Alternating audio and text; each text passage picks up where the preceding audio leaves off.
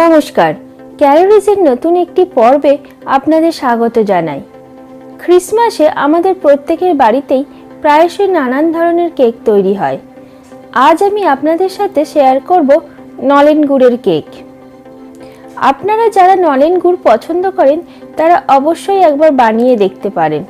চলুন তাহলে দেখে নিই আজকের রেসিপি। ময়দা 1.5 কাপ, নলেন গুড় 1 কাপ, दूध 1 tablespoon, vegetable oil half cup दई, baking powder 1 teaspoon, baking soda half teaspoon. एरपर একটা বোলের মধ্যে প্রথমে হাফ কাপ দই ভালো করে স্প্যাচুলা দিয়ে লাম্পস ফ্রি করে নেব।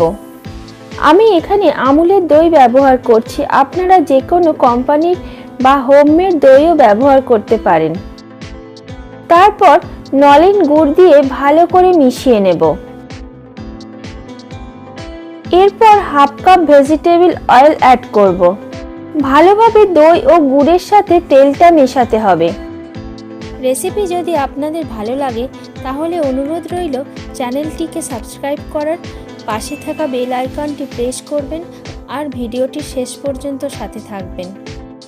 এরপর ড্রাই ইনগ্রেডিয়েন্টগুলো চেলে নেব। তাই বোলের মধ্যে একটা স্টিনার রেখে তার উপর ময়দা,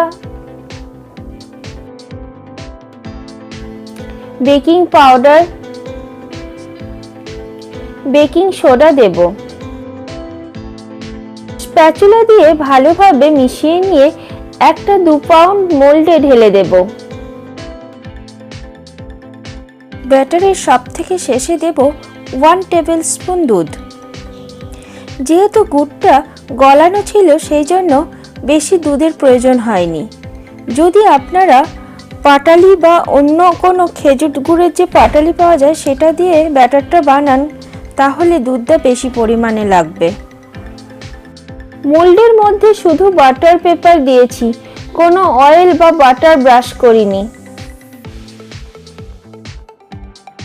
এবার মোল্ডটাকে একবার ট্যাপ করে নেব যাতে ব্যাটারে থাকা এয়ার বের হয়ে যায়। যখন শুকনো উপকরণগুলো আমি মেলাচ্ছিলাম তখন একটা কড়াই আমি প্রিহিটে বসিয়েছিলাম লো ফ্লেমে 10 মিনিটের জন্য। এরপর কড়াইয়ের মধ্যে একটা স্ট্যান্ড রেখে মোল্ড বসিয়ে ঢাকা দিয়ে দেব। দেখবেন যেন লিডটার মধ্যে কোনো ছিদ্র না থাকে। এখন 1 ঘন্টা 10 মিনিট হয়ে গেছে। আমি এই সময় একবার ঢাকাটা খুলে দেখছি কেকটা প্রায় হয়ে গেছে। একটা কাঠি ইনসার্ট করে দেখব। দেখুন একদম ক্লিন এসেছে, তার মানে কেক হয়ে গেছে। এই সময় গ্যাসটা বন্ধ করে দেব। স্ট্যান্ডিং টাইমে রাখবো 2 মিনিট। এবার আনমোল্ড করব।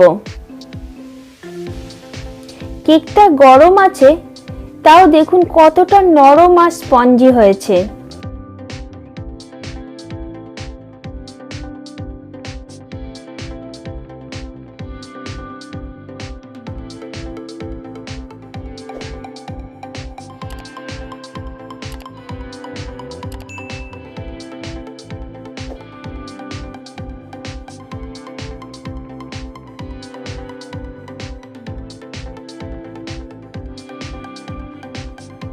এই ক্রিসমাসে বা যতদিন নলেন গুড় পাওয়া যাচ্ছে বাড়িতে বানিয়ে আপনার টি টাইম বা টিফিন টাইম এনজয় করুন।